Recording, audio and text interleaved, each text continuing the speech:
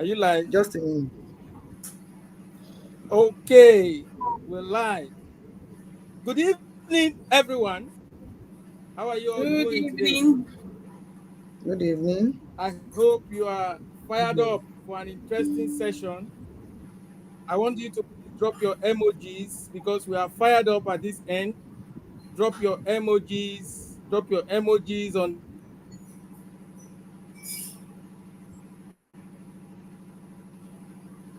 box. I am Newton Ovie, and I'm also the co-moderator, one of the co-moderators for this episode 4 of this Who is Your Farmer series. We have a special guest in this episode. She'll be sharing her expertise on the establishment of kitchen gardens and the processing and preservation of tomatoes and pepper paste using hot bottle techniques. And this is a training that she received through the nutrition improvement via agriculture. So I want you to just sit back and relax and permit me to introduce the founder and vice president of Poland Helps Initiatives, which is a non-profit organization that provides free food to vulnerable households in Abuja. She's also the founder and VP for Urban Family Farming Community.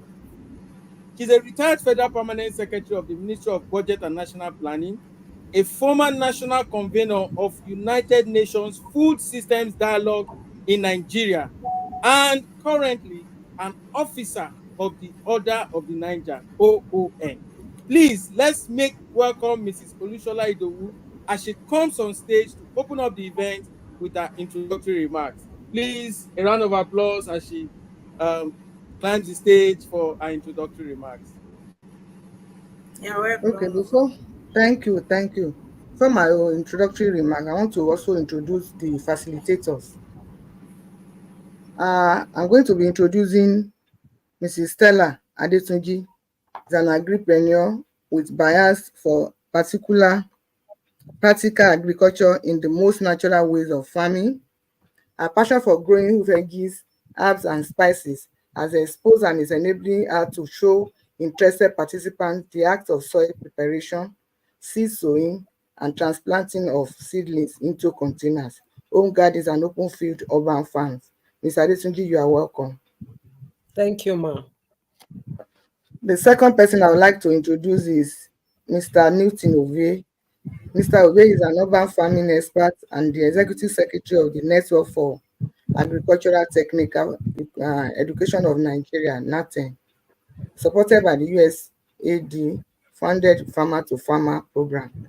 It leads initiatives to enhance agribusiness capacities, including the MasterCard funded Enterprise for Youth in Agriculture, training 1,000 youth quarterly until 2025. Additionally, Mr. Ovie is head of global business development for Simplifix, connecting farm machinery owners with citizens. With over a decade of experience, he co-founded various agribusiness ventures and has trained over 300 individuals. He has been recognized by LEAP African and trained by USAID African LEAP as a champion for change. Mr. Ovie, you are welcome. Next, I'm going to introduce Mr. Aziz Salau. Mr. Aziz Salau is a youth advocate in agriculture and climate activism in Nigeria, focused on mobilizing young people for climate action and food security. He is the founder and executive director of Community Action for Food Security, positively impacting over 10,000 farmers and communities. Mr. Aziz served on the National Task Force Team for Nigerian Food System Transformational Pathway and has represented youth at the Climate 2020 conference. Trained as a climate reality leader by Al Gore, he is involved in various global food security initiatives and policy discussions. His commitment to sustainable development is evident through his extensive advocacy and community engagement. So, Mr. Salau, you are also welcome.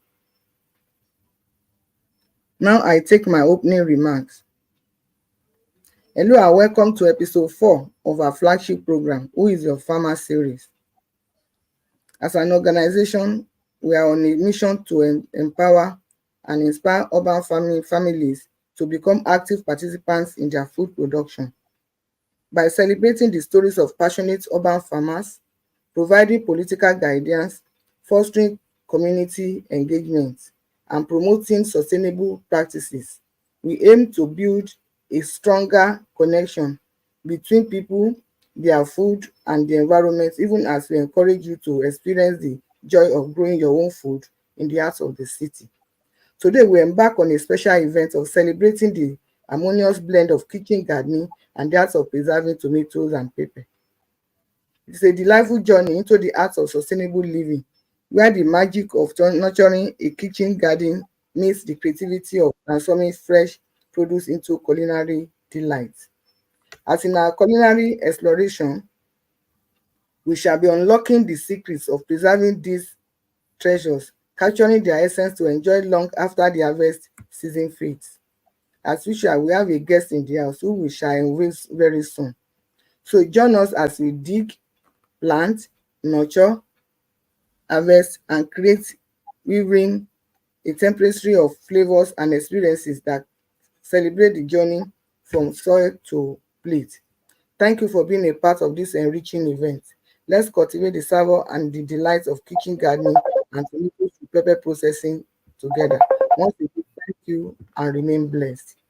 You are welcome. Thank You're you, ma. welcome. So, Mrs. Adetunji, I think it's your turn now to introduce our Okay, I guest thought you speaker. said, okay.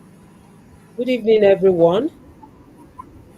Good evening. I'm in, I'm introducing Oladoja Toyin Margaret, a highly accomplished professional in the field of agricultural economics, with a BSc degree from the prestigious University of Ibadan. Oladoja brings a wealth of experience to the table, currently serving as the Deputy Director of Nutrition at the FCTA, Agriculture and Rural Development Secretariat in Abuja. She is dedicated to promoting sustainable agriculture and improving the nutritional well-being of communities. Oladoja's commitment to her work is exemplified by her extensive experience and continuous pursuit of knowledge. In 2017, she had the privilege of attending a specialized training program in Japan focused on nutrition improvement through, Agriculture. I'm sorry, I'm having a call, through especially focused on nutritional improvement through agriculture.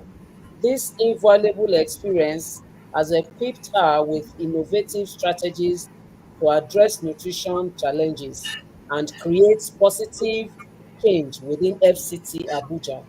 Beyond her professional accomplishments, Oladoja has also made a significant impact in empowering women. She has successfully conducted training programs for over 1,000 women in the FCT, empowering them with knowledge and skills related to nutrition and agriculture. Her passion for gender equality and community development shines through her dedication to uplifting the lives of others. With Oladoja Toyin Margaret's expertise, unwavering commitment, and focus on creating sustainable change, she is a force to be reckoned with in the field of nutrition and agriculture. I have the pleasure to welcome our guest. Thank you so much. Thank you. Good afternoon. Thank you so much. Good afternoon. Good evening. Yeah, you are welcome. Thank you very much. I'm happy to be here. Just a minute.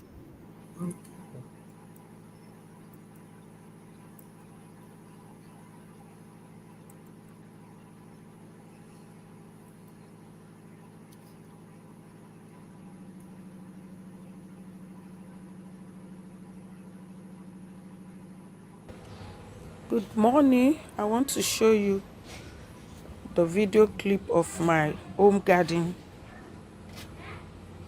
I'll start from this particular leaf. It's called miracle leaf. Can be used for so many things health-wise. This is ewedu inside flower vase. This is shoko inside bucket. This is yam inside bag, cement bag. This is ugu crawling on the fence. Ugu leaves crawling on the fence. This is amunututu. I wouldn't know the English name for it. Crawling on the fence. Let's go outside the fence. This is inside the house, inside the fence. I want to go outside the fence now for us to see the other side. This is vegetable garden outside the fence. Outside the fence.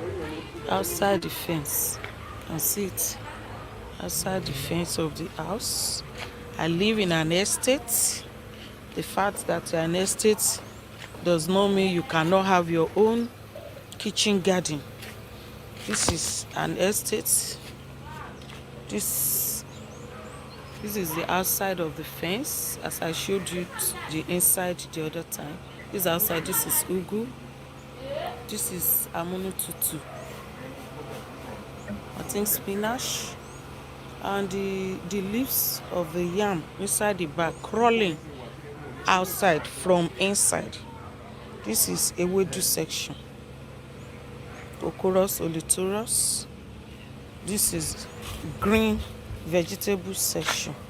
This is amaranthus. This is shoko section. So you can have, in fact, corn too is growing by the other side, on one side of it. So this is aloe vera. Aloe vera. So I do it purely organic. It's only cow dung that I put. This makes vegetable very close to you. At any time you can cook your vegetable fresh, and you can save yourself from inorganic fertilizer. I use organic fertilizer, and it's purely for eating, and because a lot of time it will grow more than what my family can feed, I give to my neighbors. Everybody can practice this in this country. Thank you very much. Thank you, Mrs. Thank you so much. Thank Thank you. you Thank you. so thank you so much, man. Uh so we just kickstart with some of the questions that we have for you today, man. Um and I'm sure that we are going to have a very, very interesting session. So, Ma, while we were introducing you, we introduced you as someone who is going to be teaching us about kitchen garden. And so, Yes. I want you to first of all, explain the concept of kitchen garden. Because when we say kitchen garden, is it that the garden is inside our kitchen, or can you explain the concept of kitchen garden and how it can benefit urban families? Yes. Thank you very much. Good evening once again. I'm happy to be here. The kitchen garden, the concept behind it is not that the garden is in the kitchen, but it will be very close to your kitchen. It will be in a place, is within in the house. For example, maybe you live in a place that is fenced, it will be within your fence. It can also be outside your fence. But the concept behind it is that it will be very close to your kitchen. It's a place where you can easily go and just harvest, take from the vegetable and eat. I mean, and cook and feed on it within 2 minutes, 1 minute. So we call it kitchen garden because it's very close to your kitchen. Thank you. Fantastic. Thank you so much. So, how can it benefit urban families, man? Yeah, it can benefit urban family because it's very easy to establish, and anybody wherever you are living, you don't need to have a large expanse of land within your house using flower vases, bags. As we live in urban society, you can plant your vegetable with those flower vases, with those bags very close to your house. You don't need to have big land. That is not, people that live in urban city, they don't really have access to land. And so we are looking at a situation whereby you don't really need land to plant your vegetables. So that's how it's helped the urban dwellers. Oh, thank you so much. Thank you so much. So it means that thank you, ma. Okay, so drawing from what you just responded now, how can urban families start their own kitchen gardens? Because you just mentioned that in urban settings there are limited spaces. So how can urban families start their own kitchen gardens in limited spaces? Yes, the within the limited place that's available to the urban dwellers, even within your house, like in the past, people use flower vases to plant flowers to decorate their houses. But what we are saying now is that those flower vases that you are planting flowers, you can as well plant your vegetables in those flower vases and they will do well. All what you need to do is to get your topsoil from somewhere else. You can move around, get your topsoil, put it in used bag like cement bag, rice bag, used bag, even some buckets that you are no longer using in the house. You put topsoil in it, you mix it with manure, and you plant your vegetables in front of your house, within your premises, outside your fence, inside your fence, anywhere where sunshine can get to, where air can get to, you are good to go. So that's how it can benefit the urban dwellers. Thank you so much. Thank you so much, man. You're Thank you welcome. so much. Thank you. Yes. So now, man, um, having said all this, Okay. what are some of the key crops that are suitable for urban kitchen garden? Can we plant maybe any crop? Can we plant, say, oil palm, cashew? What are some of the key crops that are suitable for urban kitchen gardens? Yes, it's majorly the key crops that are suitable are majorly vegetables, okra, green vegetables, ewedu that is also known as Cocorus solitorius, ugu. Different kinds of vegetables can be planted within the premises. From the video that that was shown, you could see that there was even maize in front of my house, planted maize. Even yam can be planted inside bag, as it was shown in that video. So there are some crops that are very good that are, but majorly we focus on the vegetable. But the truth is, yam can be planted there, even some other types of vegetables. But the only crop that I've not practiced is cassava, because of it needs a bigger place, it's a bigger space. Yes, but for yam, for vegetables, you are good to go.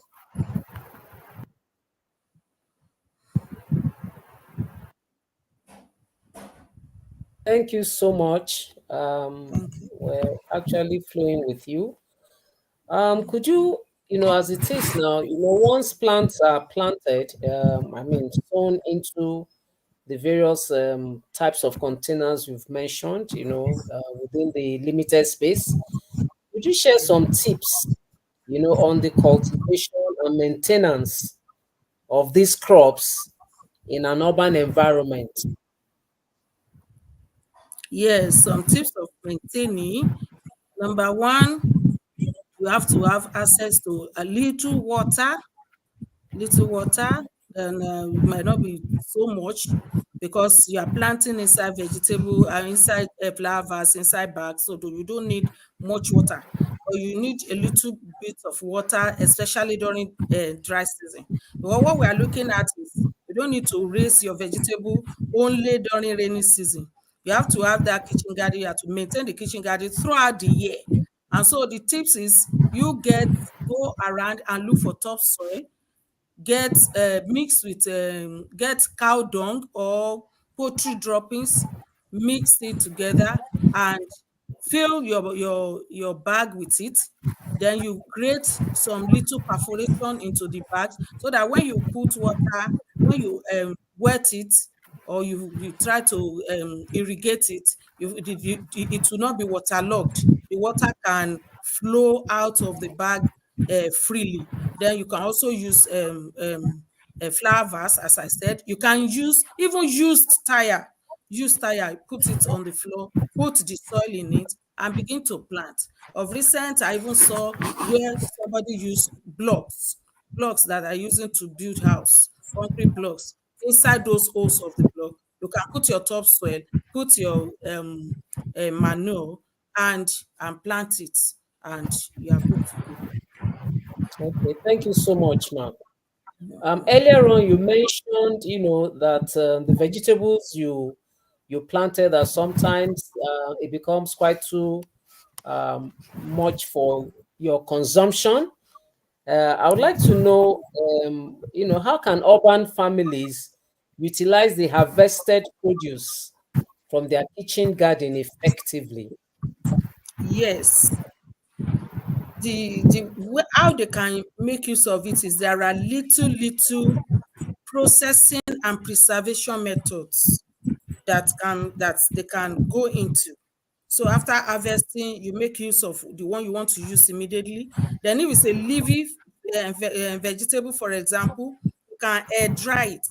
All what you need is old newspaper.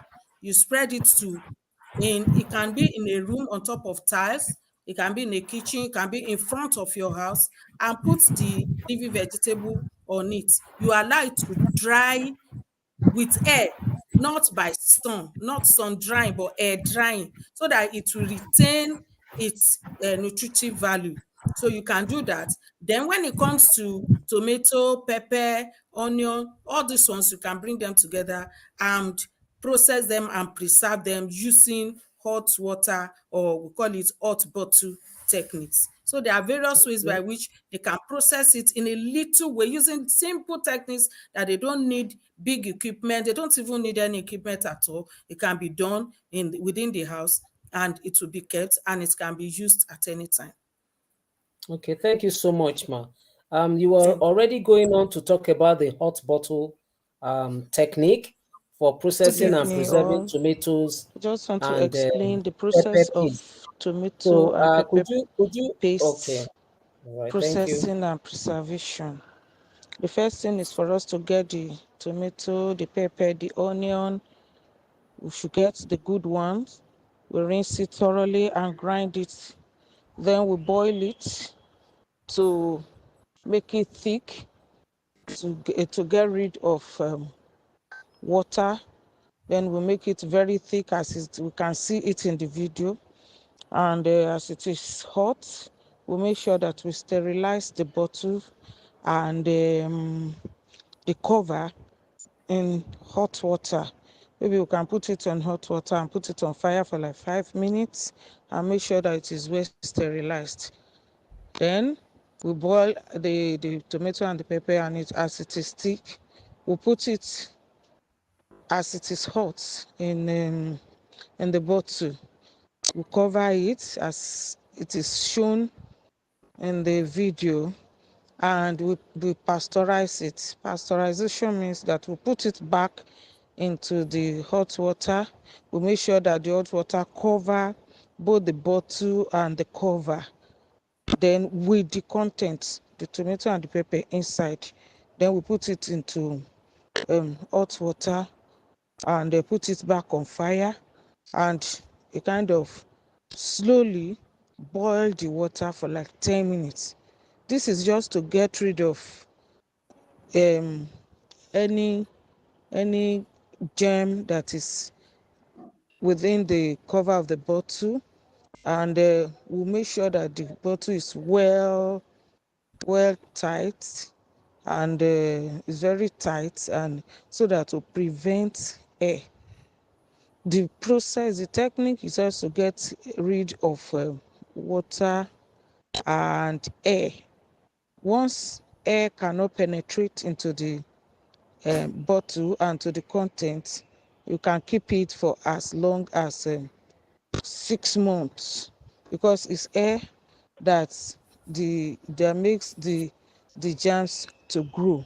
So once the air is taken care of, and there is also no um, water, it will make the tomato to be preserved. It can be preserved um, for 6 months, and you don't need to keep it in the fridge. You don't need to keep it anywhere. Just to arrange it under your cupboard in the kitchen, under the room temperature. The only thing is, if you want to use it, once the bottle is opened, you have to finish the pepper. You can and you have to finish it. If you don't finish it, you have to pass through the process once again, all over again, before it can be preserved. Once you open it and the air enters the bottle, the germs can grow, which means the uh, tomato will not be preserved anymore. So that's just the process. Make sure that the bottle is well tightened, and um, air could not um, go inside the bottle. Not And penetrate. we need to put the tomato, the content into the bottle when it is hot. You don't allow. Okay, thank you. Thank you so much. I mean, for this video, it gives a clearer picture. So how does this contribute Yes. to the nutrition improvement? Yes, good. That's a very good question. If you look at the situation in Nigeria, you find out that there are times in the year that people get access to tomato, pepper, all these things very cheap in the market. But there are seasons that a lot of people cannot even afford it. Of recent, it was even so much in Nigeria that a lot of people could not feed on it. So the sense behind it is that when it is cheap, even when you cannot plant it, maybe because of space or something, you cannot plant enough tomato or enough pepper, you can buy it when it is very, very cheap in the market, and you process it and you keep it. Then when it is very, very expensive, you cannot be able to buy, then you begin to bring it out one after the other and be feeding it, thereby ensuring that you feed on this tomato and this pepper throughout the year. So that is the sense behind it. Okay, thank you, Ma. So what are the benefits of using, this hot bottle is technique for preservation is a method. How do you, if you call, I mean, what are the benefits of using this particular technique compared to other methods of preservation? Yes, the yes, the benefit number one is you don't need to add any preservative. There's no need of using any chemical to preserve it. It is preserved as natural as possible. Another benefit is you can easily get the material within your vicinity. You don't need to travel to anywhere to get the bottle. The bottles are available. In fact, the bottles can be reused. Maybe the Bama bottle and all those stuff can be reused. So it has a lot of benefit. And then another benefit that you don't need any equipment. That now I need big money to buy this equipment to process this is something that anybody, no matter how poor you are, you can process it and preserve it. And another thing is it can stay as long as 6 months. We have practiced 6 months. In fact, there are some people that have trained and they told me that they have preserved and kept it for 1 year and it was still very okay. But for me, I tell people of 6 months. So, and another one is even after the processing, you can keep it inside a carton, you can keep it under your shelf, under your table. You don't need to keep it in the fridge. You don't need to say there is no light, I cannot keep. So this it is so simple and very, very cheap to do. So those are the benefits. All right, thank you so much. Thank you so much, Ma, for those great insights. I think I would personally try it out and see what it looks like. But I would quickly like to ask, how can urban families incorporate the processed and the preserved products into their daily meals?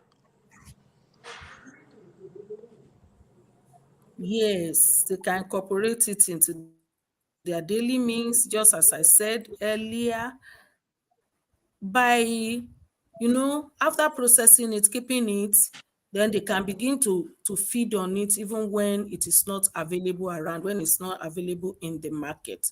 So they can incorporate. We all know the importance of tomato in the nutritive ability of tomato.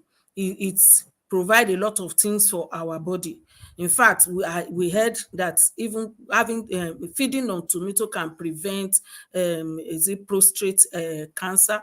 So you find out that it has a powerful nutritive benefit, and so they can incorporate it into their feeding by making sure that they feed on it every time, and that when they have it fresh, they feed on it when it is available around, and when it is not available around, the one that have been preserved and be kept can be brought out, and it should be and they can feed on it. They can use it to fry stew. They can use it to do vegetables, to prepare vegetable soup, and to feed. It can be used to fry stew, to fry egg, and so many things that you can use it to do. And so it can be incorporated into their feeding on a daily basis. All right, thank you so much for that, Ma. So, talking about challenges, are there specific challenges that urban families may face when it comes to establishing or maintaining the kitchen gardens? And if there are any, how can these challenges be overcome? Yes, there are a few challenges that somebody can face. Like I told you, I live in an estate. So if where you are living, if there are animals that roam about, if there are animals that roam about, you know that they can feed on your vegetable gardens. But what you Mm, can do in that situation is to make sure you can get a kind of maybe like barbed wire and use it to a kind of fence around the vegetable garden. mm, So that's a major it's a challenge. major Challenge. challenge that I know that yes, somebody can face. Then another one, that there can be infestation Instance. of pests also and diseases. So that's Mm, another one, which there are way about it. Because we are doing organic, we are promoting organic vegetables, and so we don't make use of all these pesticide, insecticide that are chemical. So we'll try to bring out some maybe like using neem tree, the neem leaves. You can soak it, you can grind it, soak inside water and use it to spray on the vegetables. So thereby mm, preventing or protecting the vegetables from um, from infestation. So those are the two challenges that I can talk about presently that I've experienced as in the process. Yes. Thank you so much, Ma. It's been really insightful, and I'm very sure our audience are actually learning a lot. So, do you have any success stories or examples of urban families who have implemented kitchen gardens and benefited from them? Yes, a lot of success stories. A lot of success stories. Mm, And I have some group of women in Besa, in Amak, um, around Gusa. Yeah, I have some mm, group of women that have been trained, and the majority of them, they have their kitchen garden. They feed their family with it. Some of them are even selling, like ugu. Some of them are even selling, and they produce it all the year round. And so when ugu is so expensive in the market, some of them are selling. Even the tomato, there were some group of women that train. They call themselves so fun. I was invited to train some of those women, and I was so surprised when they were telling me that they have started selling even the tomato within their community. They did their own sticker and all those things. The only thing that they need now is how to get the license from NAFDAC so that they can improve on it. So there are a lot of success stories. I've been able to train more than 1,000 women. FCT have been collaborating with JICA to train women on this activity, and it has been impressive. In fact, we have trained some women also that came from Benue State. Some women also came from Nasarawa State, organized by JICA, and we have trained them, and they are really doing well. Because the sense behind it is that you train people and you encourage them to train women around them so that it can go a long way, because this thing does not involve money. There are lots of our people that a lot of things that hinder them from doing one or two things is because they will say no money to do this, no money to do. But this one is very, very cheap, very, very easy, and it's highly educative, and it will improve the nutrition of your family.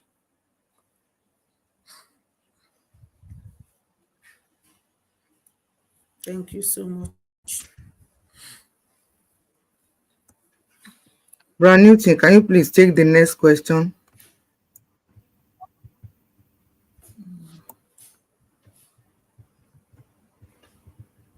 Please unmute yourself and take the next question, please. Okay. Hello. Yeah, thank you very much, ma. So, ma, I noticed that the the bottles or the container you used were made of glass. Is there any reason why? Can we use any other container like plastics, etc.? Is there any reason why it was just glass you used? Yes, it has to be glass because you need to pasteurize it. You need to put it back in hot water as it was shown in that video. After you have put the tomato, the paste, the boiled hot paste in the bottle, you cover it and make sure that it is tight, and you now put both the content and the bottle in hot water again. We call it pasteurization, which you have to put it for like 5 to 10 minutes. If you use plastic, there's tendency that the plastic will melt. There's tendency that then we also know that plastic, when you put it in hot water, there are chemicals that will be released into the food that you are eating, between the content of the food that is in the plastic. So that's why it is bottle. It's bottle that you can put in hot water, and if you manage it well, it will not break, and it will be sterilized, because it has to be pasteurized. It has to be sterilized so that we make sure that no germ is going with the bottle or with the content. So that is why bottle is preferred. Fantastic. Thank you so much. Thank you so Thank you much. very much. Thank you so much, ma. Um, You're welcome. I, I know we have questions. We have people in our YouTube channel, so we'll be taking some of those questions in the YouTube channel. From the ICT team, I've been told that we have a couple of questions there. So, our ICT, can you just some of those questions we have in the YouTube channel? Can we have them?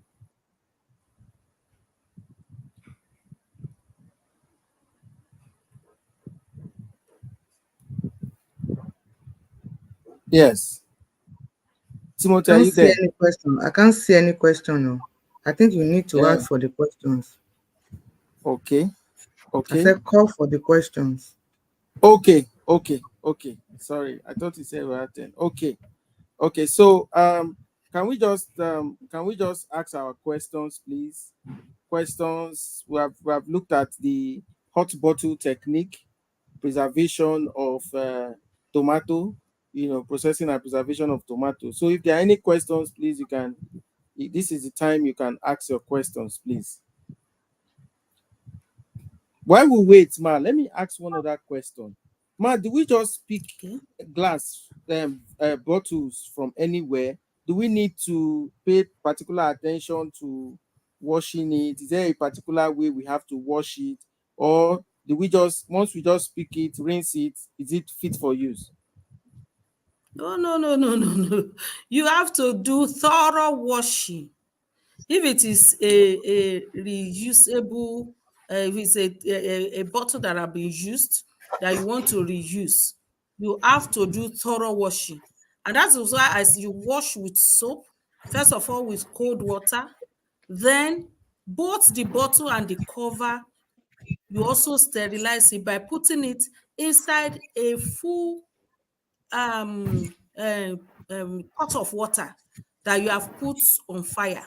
So you put it, that both that water, before you put anything inside, I mean the bottle and the cover, before you put any paste inside, after washing, you also put it in hot water and boil both the bottle and the cover for like 5 to 10 minutes. You will regulate the fire.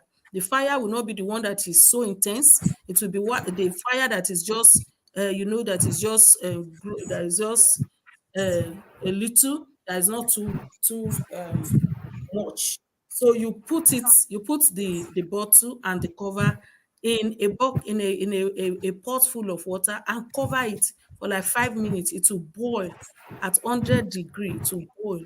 Then thereby you make sure, then you now put it in a place where it is very, very clean. Because what we are preventing, this the logic behind this matter is, once there is a kind of jam that's already in the bottle or that is already hiding at the on the cover, it can spoil your products after some times. And so you have to make sure you get rid of any available germ around. And that is why we have to do the thorough washing.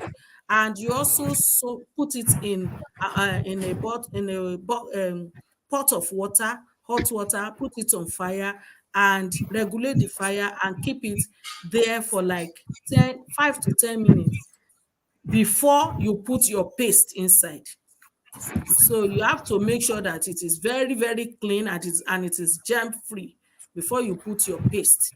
Then when you put the paste again, you cover it again, and also both the paste inside the bottle, you sterilize again. So it's very, very that's the technique. That's why we call it technique. It's very simple, but it is highly technical. If you don't take Hmm. care of all those things, you can have your product can go bad after a week or two. Thank you very much, ma. Ma, Yes. I would like to also add, ma. Um, when you assuming you do it the right way, because I know you've been doing it the right way, do you expect Yes.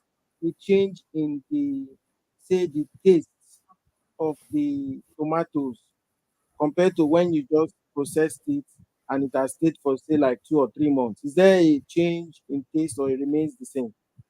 No, no, no, no, no, no. There's no change in the taste. In fact, that is the beauty of it. The taste remain as it is. Just as you said, provided it was well done. If all the techniques are followed, if all the techniques are followed and it is well done, the taste remain the same even after that 6 months. That is even the beauty of the product. It remains the same. It does not change as the taste was in the first day. You can practice it. Okay, okay, ma. You like Ma, it. Yeah. you mentioned regulating the temperature when you put it on fire. you know so if we are not using maybe a particular, because we are looking at kitchen garden now, and you said we don't need to use any equipment. So how do we Yeah. regulate? Is it that how do we know? Are we checking from the boiling of the water? How do we know? How do we check when we are regulating? Can you throw more light on that to regulate Okay. the heat? For educated people, they can use thermometer or anything. But because majorly as we train the urban people, we train community people too, especially in the tomato paste production. We train rural people that may not even know how to use these things. And that is why we do practical. They can make use of stove, they can make use of gas, and they can make use of even firewood. Then firewood, we know how our mothers in the village, how they used to regulate firewood by removing, maybe they started with four firewood, and in making the fire. Before you know it, you reduce it to three, you reduce it to two. Sometimes you even remove all the firewood, and it's just the charcoal that will just be just to make sure that the water is not boiling too fast. Because if the water is bubbling too much, the bottles can begin to break.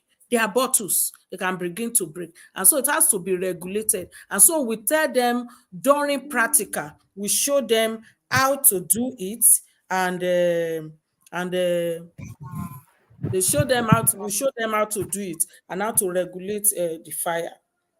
But if they have stove, it's just by reducing the fire. If it is gas, by reducing the fire, and it will be it will be okay. Thank you Please, very, very much. Newton, I have a Yeah. question to ask. Okay, man. Okay. Madam, please, from all indications, you are not encouraging us to put the bottles inside the fridge at all.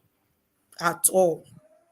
We should not put them in the fridge. We should just put them on the No. floor with water and Yes. that kind of thing. Okay. Yes, ma'am.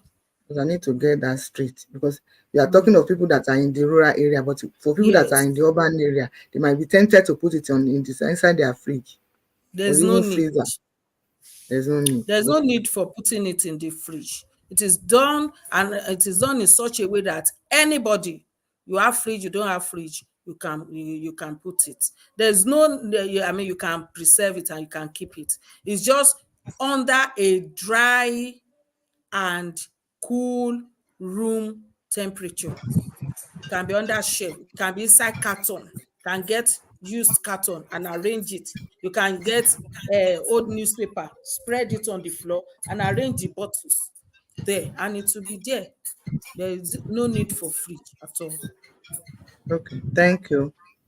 The only Thank you thing I very want to much. add is, yes, the only thing I want to add is when they open it, maybe when they want to use it, and the bottle is opened, and they take from it for cooking, the remaining one, if they, let's say they didn't finish the bottle, it is advisable that the bottle should, once you open it, you finish it.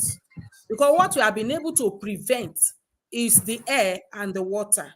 But once you open it now, air has already entered the bottle, and you find out that from there, if they cover it back, it can begin to grow mucor or whatever. It will begin to go bad. So when you open the bottle, it should be used. You should use everything and wash your bottle and keep for next use. So that is very, very important that I want to add to it. Thank you so, so much, Mrs. Oladoja Tony Margaret. You're welcome. Thank you so much Yes. for teaching us how to establish a kitchen garden. And you went further to look at the processing of it, especially in this time where some people will say hunger day. Thank you so, so, Mm, so, so much, man.